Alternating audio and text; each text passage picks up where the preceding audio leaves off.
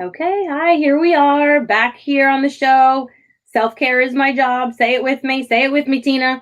Self-care is my job. Self-care is my job. Um, so here we are. We have a special guest here this week. I'm super excited to have a conversation with her. Her name is Tina Encarnacion, and she is a holistic healer, a coach, and an author. Yeah. And the way that she helps people is to help them heal from traumatic pasts and move forward for a more fulfilled and anxiety-free and pain-free life. So I am digging into this topic, obviously, because a lot of people, when they think of self-care, they think of retail therapy and pedicures, and especially the way that it's marketed to us women specifically, the lotions, the oils, the fuzzy socks. It's like craziness, right? But on this episode, we're talking about real self-care. We're talking about getting in touch with the things that need to be addressed from within you in order to really, authentically move forward in life as your true self, which is why I always say, right, self-care for true self-alignment. So these are the type of things I'd love to talk to Tina about. I would want to give you the opportunity to sort of introduce yourself, though. So go ahead and do that. Oh, yeah, absolutely. So, like she said, I'm Tina Encarnacion. I am the author of Stuck in the Fire, which is a self-exploration book, which dives right into self-care and digging in deep. And it walks you through how to dig into your trauma. And it asks you questions to journal your answers. And then it coaches you in exploring your answers so that you can work through your trauma of your past and release your pain. And then right now, I'm also filming the TV show Unseen, which is based off of the book Stuck in the Fire. And I actually have gone through a traumatic experience in my life. I was diagnosed with an incurable illness at 18, underwent over 30 surgeries to stay alive, got in an abusive relationship at 24 and got pregnant by him, escaped to save my daughter, who then ended up passing away only a few months later at birth. And so I've had a lot of trauma and I've had to really dig deep and look at who I am. And when I did, I didn't like the person staring back at the mirror at me. And in fact, I hated her. And so my journey of self-healing is is what changed me as a person, changed my life, and has allowed me to become who I am today and help others out of their trauma and tragedies as well. So that's my Right. story in a nutshell. Amazing. Yeah, that's what I was hoping you would, sort of explain too, right? Like how did we get here? That's wonderful. Thank Mhm. you for sharing that with us. And it's one of Yeah. those things where like it's kind of a perfect segue, like even just simply those words, right? Here's Yeah. what unfolded in my past. The idea of letting these truths out of your system, right? And Mhm. a lot of people, I feel like, have even, like it's like that very the very beginning of the resistance to address some maybe past issues that have occurred is that even idea of being vulnerable in front of anybody to somebody, just unleashing, right? And this idea that we're still battling as a society that like, emotion, it being emotional in whether it's about a situation or just in general is like bad, or it's like Mhm. it's a negative attribute in some way, and the idea that being vulnerable is weakness, right? So we Mhm. always need to like kind of get over that hump a little bit. And that's kind of what comes to mind of like, how do you like, especially when you work with people, do you find that there's just this barrier to really like go in and get in touch with what's going on inside of themselves?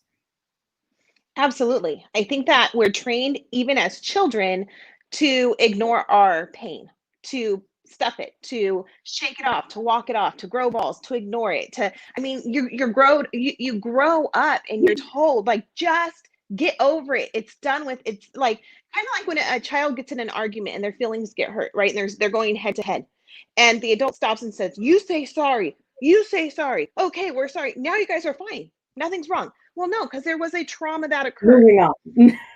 right? And you can't just move past it by, oh, okay, I'm sorry. And we think as adults we can do that too.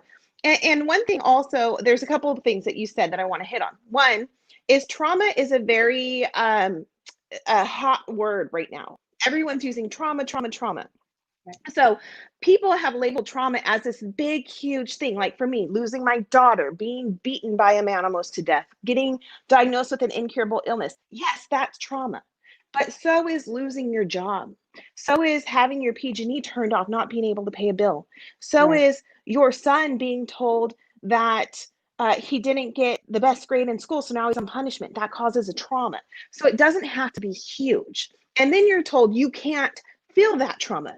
Stuff it, ignore it, move past it, because you don't have the right to dig in and allow it to heal itself. You just have to move forward. We don't have time for healing in our lives. And so when you're taught that, then it's hard to be vulnerable. Now, I like how you mentioned it's hard for people to be vulnerable with other people, but it's also hard for us to be vulnerable with ourselves. Because when you decide to begin to heal all of the trauma, whether it's big, small, mediocre, you have to then be vulnerable with that trauma, with just you and that trauma. And you have to sit there and go, wow, this was wrong. This hurt. This has changed me as a person. How do I want to allow this trauma to affect my life? And you have to sit there in the pain and you have to feel it and you have to digest it and you have to investigate it and you have to search through it and figure out the pivotal moment that you want to keep and use to make you go forward in life and dispose of the rest, neutralize that pain and move forward. But we have to first be vulnerable with ourselves before we can even be vulnerable with the world. And we've been taught that that's not okay. Mm-hmm. And so I think that that's really important to understand. Vulnerability isn't just for the public, it's also for ourselves as well. Right. That's so important, because one of the like forms of self-care that I'm always, promoting, that's free and available to everyone, is like journaling, for example, where you can kind of like dump your own thoughts together. And some people love it and some people are like, this just does not work for me. And there's like, even though it's totally with your own self, it's like you said, sometimes that could be even more intimidating and even more uncomfortable. But like I was just mentioning to you, and I always have this sort of quote or idea in my head from one of the coaches that I worked with in my time of uncovering a lot of my own stuff, is like, when you shine a light on your demons, they scurry real fast. And it's true. Like once you actually start to step into that realm of the stuff that you're not dealing with, right? And really start to unpack it a little, that's another word we hear a lot, right? Trauma, unpack it, all these things. It's true, because they become these buzzwords and then you're like, and then it's unfortunate because then it starts to go over people's heads a little bit. But yeah, I think from my own experience, what kind of came up for me when you were talking about that, like I, to this day, am still a person who is very regularly called oversensitive, over emotional, overreacting, all of it. I'm too much. I'm just over. And the reason is because I will literally, so when I was young, that's how I was taught, because those were words that were thrown, and not even just when I was young, into even recent years, those are words that were thrown my way, not as a compliment, but as this is one of your negative attributes. Okay. And I believed it wholeheartedly, because the problem is when those thoughts and ideas are presented to you, especially if it's from a young age, especially if it's from a voice of authority, which is probably going to be, right, a parent, an aunt, an uncle, older family friend, or whatever it is, right? Somebody might say something like that to you, and then you believe it. You have to unlearn these things, I think, eventually over time. And in my head, it wasn't until really recent years that I started to say, wait a minute, you start to first of all, foremost, like you say, traumas, okay?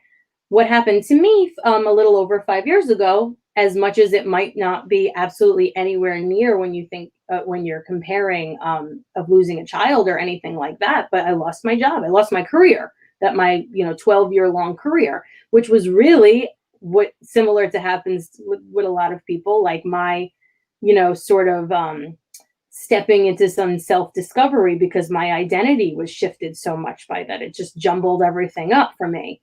And at that point, I started to slowly but surely realize that that wasn't a negative attribute for me. That was a positive attribute for me, because actually my instinct was to sit in those feelings and digest them and work through them and unpack them and talk your ear off about them until I can't even, you don't even want to hear me anymore because I'm willing to go deep, right? Yeah.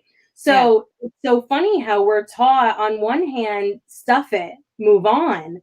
But in reality, and it's true for me 100%, because I'm able to do that when I shine the light on those demons and I get those thoughts on paper, or I start really constructively vocalizing the things that are going on inside of me to someone, whether that's a professional or whether it's just a friend. It's crazy how quickly that feeling of resistance and tightness and tension starts to melt.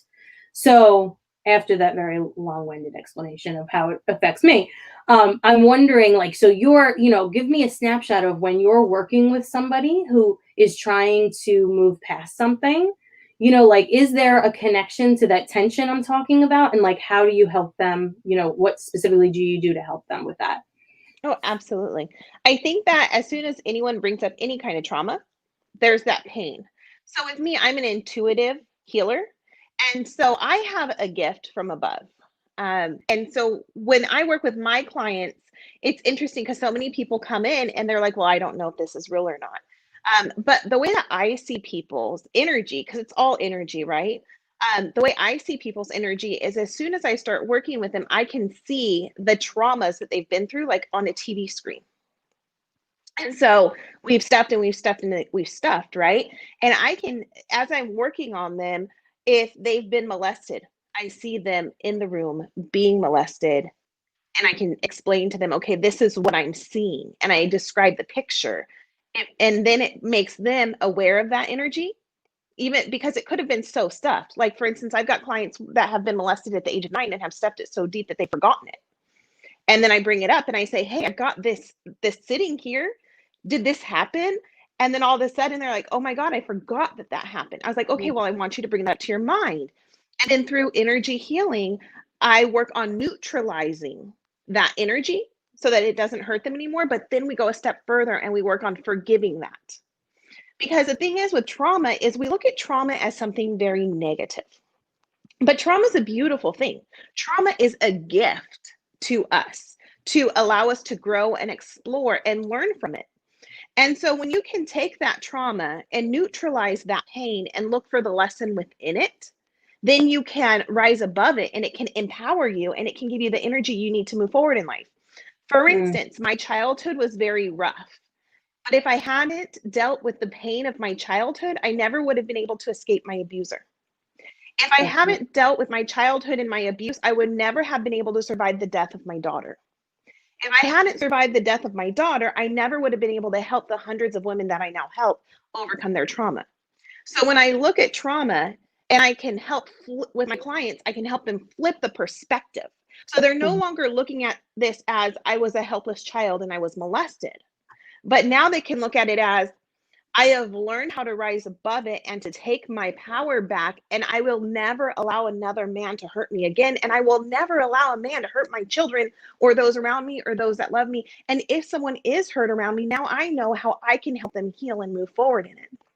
And so it mhm. gives them empowerment and strength to move forward.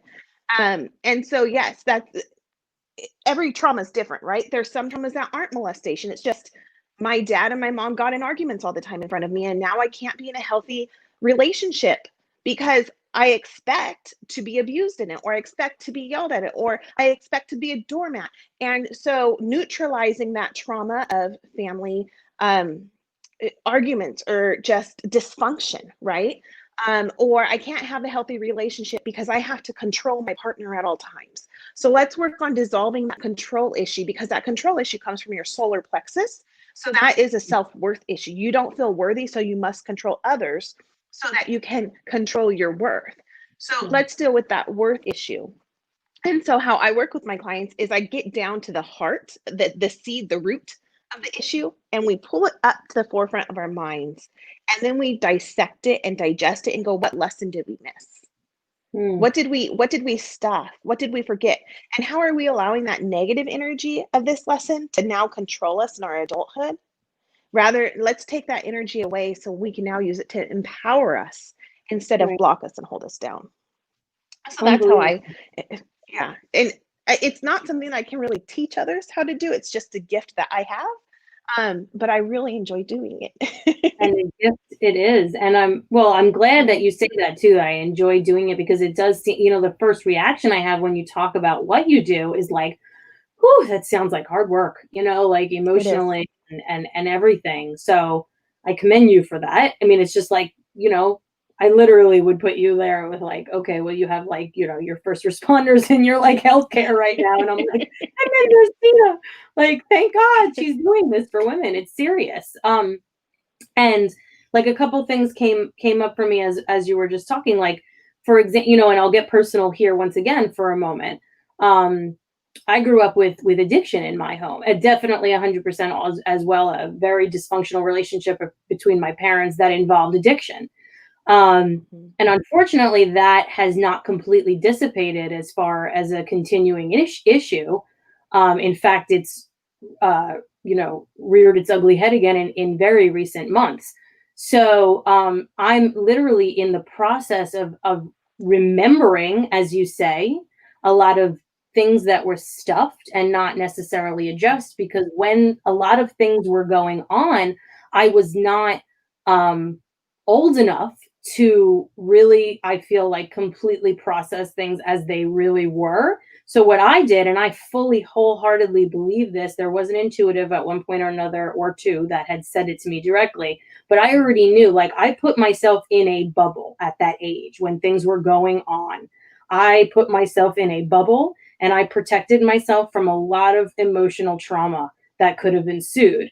Um, and and I have a sister who I think like had a different reaction, right? Because of the age difference and the maturity level and the conscious, the understanding of things. So I think it's so interesting when I think about what I'm dealing with, even actively, and thinking about how things are coming up for me now that I thought were just dandy. You know what I mean? Like I thought were just like was just gone, like not an Mhm. issue anymore.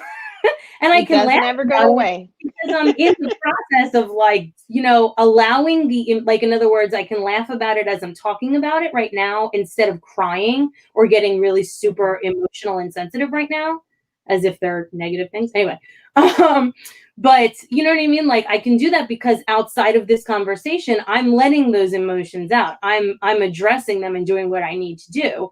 And, so going straight into the other thing you said, absolutely. And I can connect it to even the idea of yoga, right? And how not that, again, I tell that people this all the time. It's not that I'm pushing yoga on people. It's just that what I want most of all is for you to find a way to prioritize your self care and to incorporate your mind, body, and spirit. I want you to come back to yourself, like Mhm. yourself. So we have Yeah. a similar goal in that, where it's like, okay, you're saying, that process of um, reframing what you're, harnessing as what you're giving so much energy to, right? Um, is empowering, is the word that you used. And that's exactly how I feel about coming to get, bringing self-care into your life and coming back to connecting with your true self. Mhm. Like it's empowering. So I say that almost as a message that I'm wanting to get out right now, of like, if it feels so daunting to heal, like it on the other side of that hump that actually probably seems like a damn mountain, but it's really just a few humps. On the other side of that is like pure self-love It's and freedom. empowerment It's freedom. and strength and like not and like real life. You know Mhm. what I mean? Like real Mhm. actually living and not Yeah. just trying to mitigate, situations and not trying to get by. Real living. You know what I mean? Like, does this Mhm. resonate with you what I'm saying? Absolutely. And I think that that's why our world currently is struggling with so much anxiety and depression, PTSD, because the energy is welling up inside of us to the point that we can't physically handle it anymore. And so that anxiety and depression is coming up to tell our bodies, like, you are in physical crisis right now. You got to deal with all the shit that you're swallowing and that you're stuffing and that you're running from. But we're so scared. We're so scared to go back within. And I think it's because we don't teach how to do that. Even when you go to like a therapist. I'm not a therapist, you guys. I don't cure, treat, anything. I just assist. I'm an assistant. So we're so busy, like we don't want to talk about it. We don't want to feel it. We don't want to think about it. And so we run and we run and we run. And when we run, that's when the anxiety and depression boils up until the point that that's why suicide is skyrocketing right now. That's why drug addiction is skyrocketing right now. That's why domestic violence is skyrocketing right now, because we're so busy running, we're too scared to stop, pause, and deal with it, right? Yeah. And just like you said, it came up and you didn't know, you thought you'd moved forward. You never move forward until you deal with it. You sit it with your pain. I call them pain nuggets. You sit with that nugget of pain and you look at it and you really truly like digest it, and you take the power out of it and use it as a tool instead of a hindrance. You're not good. That anxiety and that depression isn't going to go away. And the scary thing is, most of the time, we can't do it alone. We can't do it alone. I couldn't. When I was going through my journey, I thought I could do it alone. And I literally exploded. I crumbled.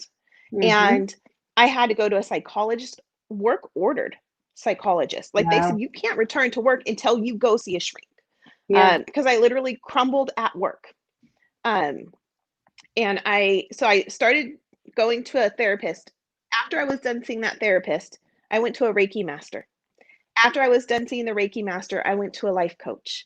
After I was done working with a life coach, I went to a hypnotherapist. And now I'm back at the talk therapist again. So I mean, you can't do it alone. So many people are like, oh yeah, I can journal, I can meditate. You can, but is that a strong enough tool to go deep and digest? It really isn't. It's a tool enough to glaze the top. Yeah, it's a tool that's like a routine, you know, like that's like a routine, like a, you know, like something that you can have like a journaling routine, or it's like maintenance, but it's not the work. It's not the work. No, that's just that. And I have all of my clients journal, but that's after our sessions. Go home and journal what happened during this session. Digest what happened during this session. And then when you come back next session, we're going to go over what you wrote. And we're going to go deeper. Yeah, and that's the other thing. I always, do you, like, just because this is coming up, I'm curious. Do you, when I've gotten to work with a couple clients who like who can't journal, right? Who like can't even scratch beyond like just very surface area, like brain dump, and like that's it, and like that's why they hate it. I'm having a hard time understanding it because it's so therapeutic for me. So I'm like trying to learn like what that blockage is, right? Like I'm like, okay, like, and how do, but mostly because how do I help somebody move past that? So I don't know if you ever come into that. The block is them. Say it again. The block is them. It's the fear. What's going to happen if I'm alone and something comes out that I'm not ready to deal with? Yeah. It's the fear and the monkey mind. The monkey mind. There's so many thoughts going around, and most of it is negative self-talk, that they can't even begin to process one thought at a time because their mind is controlling them. I teach my clients to drop from your mind down to your heart, because your mind is like the devil. Your mind will eat you alive. Your mind will talk you into suicide. Your mind will talk you into drug addiction. Your mind can talk you into so many things, and your heart always tells you that's not right. So it's when you can drop from your mind down into your heart, then you can live in alignment and you can start to regain your power and your strength in yourself. But you have to drop down within. And so there's multiple different ways I teach my clients to do that.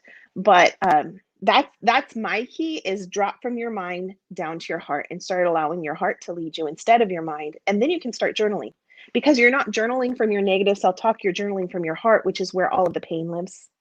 And so you move forward. I love that.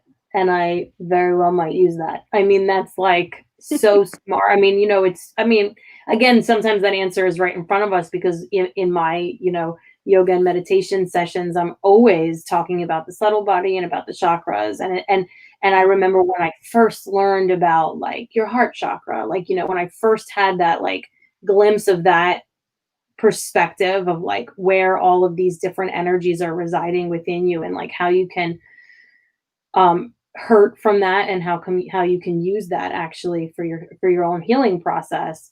I mean, I just remember those light bulbs going on, like, oh, that makes so much sense, like, and Absolutely. and I always say this, like, what happened to the line from the fairy tales, follow your heart? Like, what happened to that? Like, I know this isn't a fairy tale by no means, no way, but especially what we're living this year.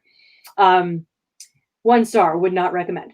But but at the same time, it's like, that there is something to be said about, like, this is where all the whirlwind is. Everybody knows that.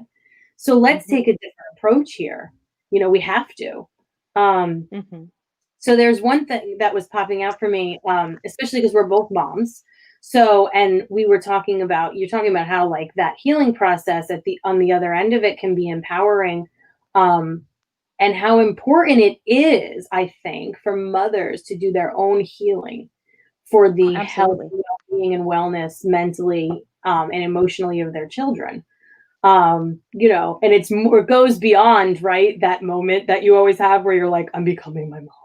Like there are those like kind of like little nuanced things that only resonate for you probably, but maybe it goes deeper, in those moments where you say, oh, like I'm doing that. And I remember not liking that, or I remember being affected by that. But how can you be aware of that happening unless we reconnect, like mind, body, and soul, like get reconnected and reacquainted with like our true self and get over and past some of these traumas that have reduced us in a way to like a smaller version of ourselves, a weaker version of ourselves.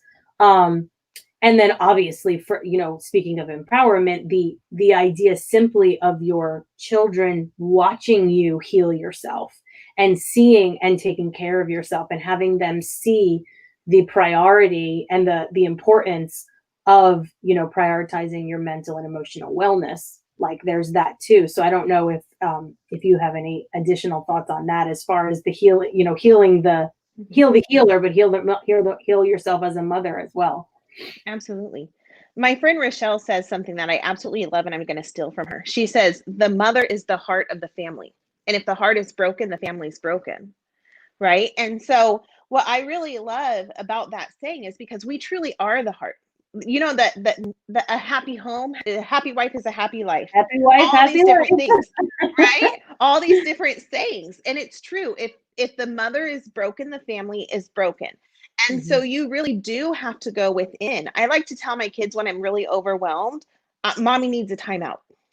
I'm going to put myself on a timeout so I don't hurt you. And there's many times where I start getting ready to snap. And in the past, before my healing journey, I would snap. And now I just say, okay, I'm about to say something really mean and it's going to really hurt you. So I'm going to give myself a timeout so I don't do this. Growing up, I had a really rough childhood. And in the beginning of my parenting journey, that rough childhood played out really ugly on my family, on my husband, on my kids.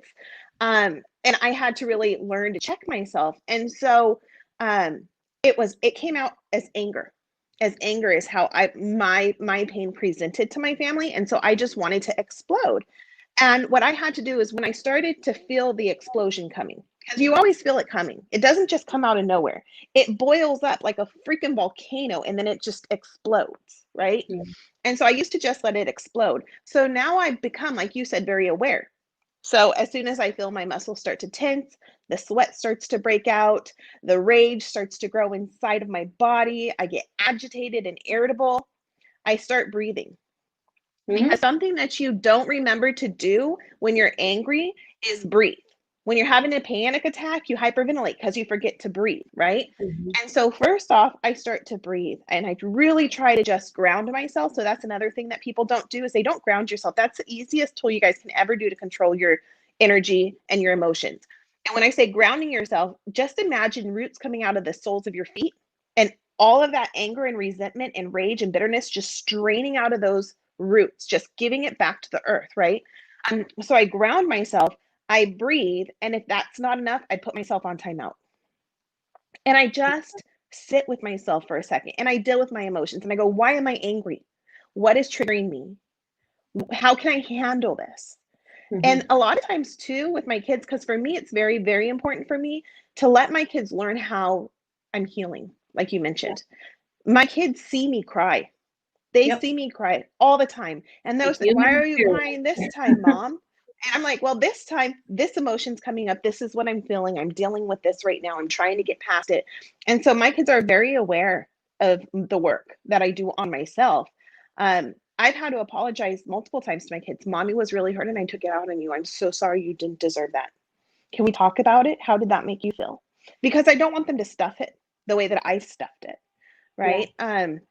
And so healing yourself is key as a mom. If you are going to be a mom, if you're a mom, even a wife, just in a relationship, Yeah. it's so important to heal your heart because you bring in all of that damage into every relationship you go into.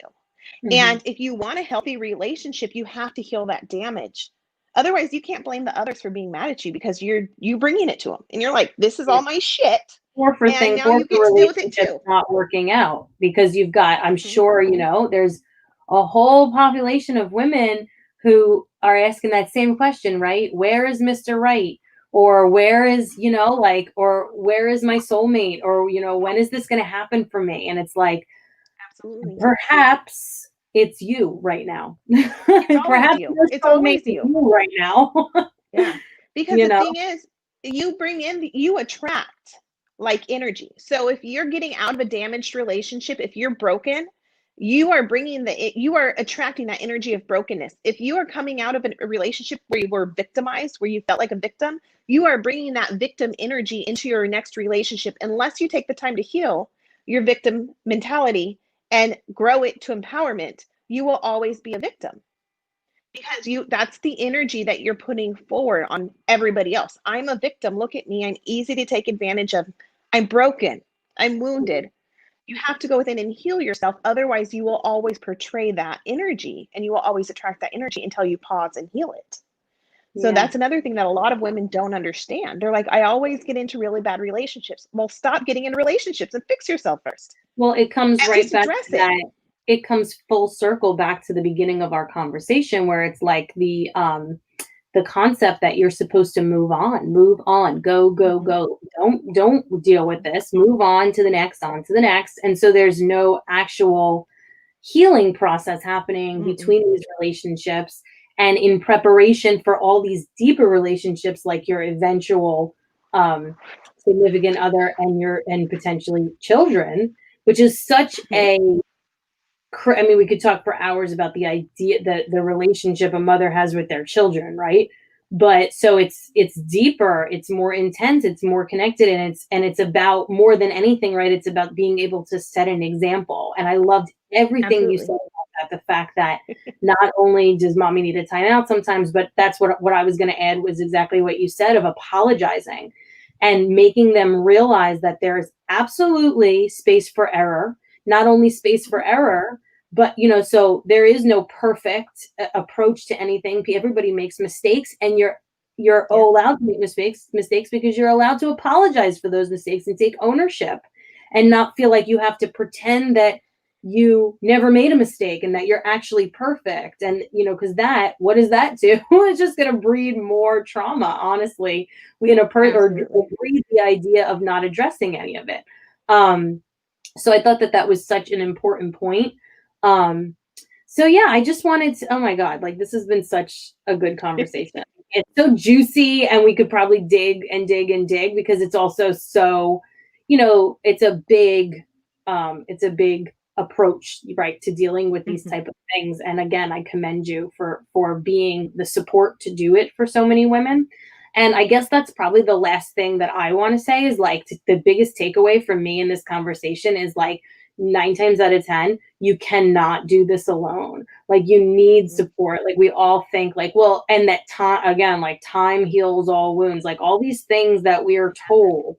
And it's like, not necessarily. You probably need a ton more support. And that actually kind of leads into that conversation about motherhood too, because I feel like moms specifically, yeah, like we're built into this, or we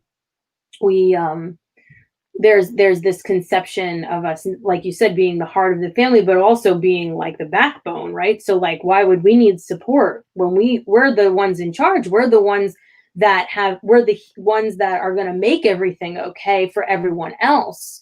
We're for everyone else, right? That's why we're here. We're just for everyone else, which is a whole nother discussion. But when you embody that, if you're a mother and you're embodying that kind of persona and that feeling, it makes it very hard to feel prepared to ask for help in any situation, even if it's, can you watch my kids or can you clean the dishes? It could be simple like that. You can't even ask for that, right? Or even deeper, right? Having that moment where you're like, I am carrying so much heaviness right now, and I cannot do this. I cannot unpack it by myself. You need, in a lot of cases, you need some holistic health practitioner to guide you. Or you need either a psychiatrist, a psychologist, a psychotherapist, or you need simply like, a wellness person who understands. And everybody was going to have a different approach, right? And everybody, if things work differently for people, but just knowing that, so that these people like Tina are here, and not to feel afraid to ask for that support when you need it. I just wanted to give you also a chance to add any last big thoughts regarding self-care or wellness or holistic healing. Absolutely. I think for self-care, the very first step is responsibility. Because until you can take responsibility for what's going on and your little piece in it, even if you don't feel like you have a piece in it, your piece is not dealing with it, not healing it, not forgiving it, and you're holding on to it and allowing it to hold you prisoner. So the very first step is responsibility. And through responsibility, you can find healing, which then you can find freedom. So I think just owning up to your own shit is really probably the most important part of self-heal. Yeah. It's true. And sometimes it's really nice to have that like very just direct, like, yo girl, let's go. Let's actually delve into this, because we're always stronger than we actually feel, right? Like we said, like just shine the light on those gremlins and just watch them scatter. Make it happen. I mean, it really does. So tell us, before I let you go, tell us about anything super cool that you've got going on. Tell us, remind us where we could find your book, and where we could find you. Yeah, absolutely. So you can find me at healingbytina.com.